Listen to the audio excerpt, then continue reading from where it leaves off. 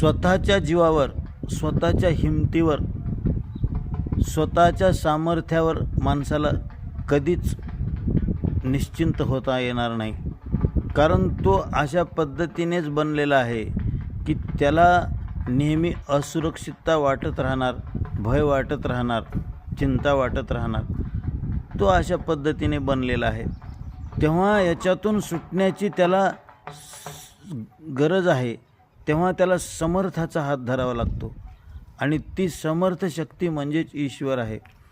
तिच्या हातामध्ये माझा हात आहे याची तर जो सातत्याने आठवण ठेवू शकला, अगदी एक क्षणभर बी न विसरता, आणि स्वतःलाच विसरून गेला त्याची आठवण ठेवण्यामध्ये, तर मग मात्र तो सर्व चिंता वगैरे गोष्टीपासून आपोआपच मुक्त होईल.